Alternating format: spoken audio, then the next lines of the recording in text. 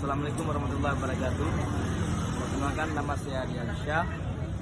NIM saya 2002-10151, jurusan Administrasi Publik.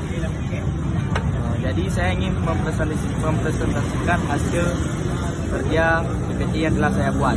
Berikut adalah materinya.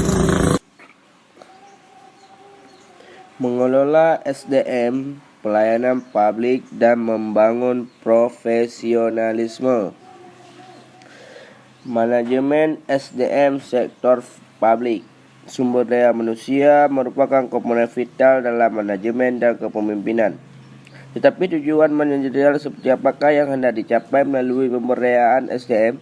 Menyesuaikan orang dengan kebutuhan akan keahlian dan kompetensi dari perusahaan atau organisasi. Perencanaan bisnis harus sesuai dengan perencanaan penggunaan SDM. Desain kerja dan proses yang efektif menyesuaikan kebutuhan kerja dan dengan keahlian untuk menyelesaikan pekerjaan. Menjaga keberlanjutan efektivitas tenaga kerja, perubahan transisi dan pencapaian keuntungan. Menciptakan tenaga kerja yang dapat beradaptasi dengan perubahan. Mengelola sumber daya knowledge dan keahlian dari setiap individu yang vital terhadap keberlanjutan organisasi. Menemukan, menjaga, membiarkan dan memperoleh keahlian dari orang-orang yang tepat untuk memenuhi kebutuhan kerja. Apakah ini maksud dengan SDM? SDM dalam kepemerintahan melibatkan pengelolaan orang yang melayani negara berdasarkan berbagai fungsi yang harus dijalankan: rekrutmen, retensi, serta pengembangan keahlian dan karir, kondisi kerja dan budaya di lingkungan kerja, maksimalisasi kontribusi dan jaminan terhadap legitimasi negara dan lembaga-lembaga negara. Penemuan MSDM sektor publik dan hubungannya dengan pemikiran baru di bidang manajemen publik, nilai-nilai akuntabilitas tradisional, serta politik yang netral, anonim dan konsisten. Nilai-nilai penting pelayanan jasa, tingkat respon, inovasi kerja, dan hasil pelayanan permintaan dari pihak ketiga. Apakah ini maksud dengan SDM? Peningkatan kesadaran akan peranan budaya dalam manajemen yang baik serta peranan setiap individu yang melakukan kesadaran yang lebih besar terhadap biaya yang dikeluarkan akibat proses seleksi dan pengembangan yang buruk. Kesadaran bahawa MSDM berhubungan erat dengan manajemen waktu, peningkatan penekanan terhadap kebutuhan akan kepemimpinan dan manajemen yang hendak, peningkatan pemahaman bahawa manajemen yang handal, peningkatan pemahaman bahawa manajemen personal hanyalah sebuah komponen dari MSDM. Dengan paradigma lama, kesadaran bahawa sistem lama tidak mampu memenuhi permintaan yang cenderung selalu baru.